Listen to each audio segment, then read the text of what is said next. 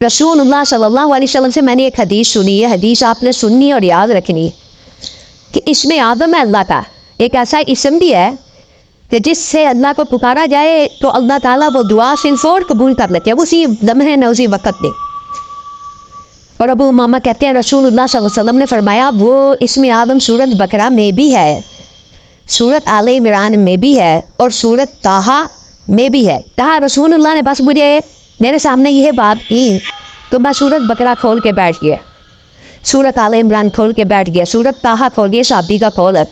رسول اللہ سے سنا اور اس کے اوپر غور و فکر کرنے لگے کہ یہ کیا رسول اللہ نے بات کی ہے۔ کہا پھر میں سورۃ بقرہ کی اس آیت تک پہنچا، اللہ لا الہ الا هو الحی القیوم، تو میرے ذہن میں آیا کہ اسی سے ملتی جلتی دو آیتیں آل عمران میں اور طٰہٰ میں موجود ہے، الف لام میم، اللہ لا الہ الا هو الحی القیوم وَأَنَتِ الْوُجُوهُ لِلْحَيِّ الْقَيُّومِ، یہ تینوں آیتیں کہا مجھے مل گئی اور مجھے پکا یقین ہو گیا، یعنی تینوں آیتوں میں کیا چیز ایک سی ہے۔ اسی وجہ سے محدثین نے اور میرے جو نانا تھے خود بڑے شیخ الحدیث تھے آفت محمد بندلوی رحمہ اللہ، انہوں نے اسم آدم کی دیگر احادیث اور اس حدیث کو مد نظر رکھتے ہوئے ایک وظیفہ لوگوں کو بھی اور ہماری فیملی کو بتایا کرتے تھے، اور وہ کہتے تھے کہ مجھے یقین ہے، جیسے یہ ابو امامہ کی حدیث کے الفاظ ہے اور دیگر بھی اسم آدم کے حوالے سے 3 حدیثیں مشہور ہیں، میں یہ سمجھتا ہوں کہ کوئی شخص اگر اسم آدم کو پانا چاہتا ہے تو وہ یوں کہے بسم اللہ الرحمن الرحیم، یہ بسم اللہ الرحمن الرحیم بھی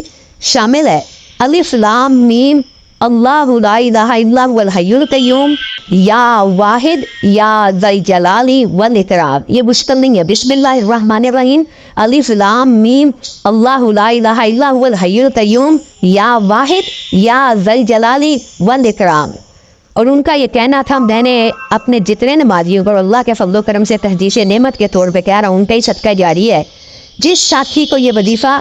بتایا کہ یہ 313 مرتبہ پڑھ کے اسم آدم کا واسطہ دے کے اللہ سے دعا کریں، آج تک ابھی تک مجھے کسی شخص نے یہ نہیں کہا کہ میری دعا قبول نہیں ہوئی۔ ہاں یہ ضرور ہے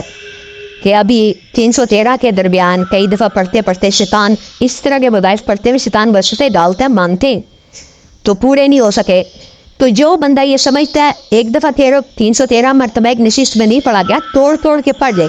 کوئی حرج کی بات نہیں ہے، 7 دن 8 دن آپ تجربہ کر کے دیکھ لیں، یہ 313 مرتبہ اسم آدم کا وظیفہ پڑھیں، اور کوئی بھی دعا جو آپ سمجھتے ہیں، علماء کے پاس آتے ہیں دعا کرانا شرعی وسیلہ جائز وسیلے کی قسم ہے، لیکن آپ خود کیوں نہیں کرتے؟ اس اسم آدم کا واسطہ دے کر اللہ رب العزت سے مانگیں، اللہ تعالیٰ وہ دعا آپ کی اسی وقت قبول و منظور کرے گا۔ آج کے بعد یہ اللہ کا اسم ہے، یہ اللہ کے نام ہے، ابو امامہ کی اس حدیث سے اور محدثین کے استدلال سے آج کے بعد زندگی کے اندر اس وظیفے کو بھی اپنا لیجیے۔ اور اس میں آدم کے حوالے سے جو باقی تو روایات ہیں، ان میں سے ایک روایت یہ بھی ہے کہ رسول اللہ صلی اللہ علیہ وسلم کے سامنے ایک شخص نے کہا اللہم انی اسألک بانی اشہد انک انت اللہ لا الہ الا انت الاحد الصمد الذی لم یلد ولم یولد ولم یکن لہ کفوا احد۔ یہ وظیفہ بھی قاری صاحب موجود ہیں جو بہت تکفین ہے، مقررہ سے یاد کرے،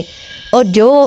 ابھی تیزی سے یاد نہیں کر سکتے اس کو اسم آدم کے اس وظیفے کو بھی اپنے ذہن میں رکھ لے، لا الہ الا انت الاحد الصمد الذی لم یلد ولم یولد ولم یکن لہ کفوا احد۔ تو رسول اللہ صلی اللہ علیہ وسلم نے فرمایا تھا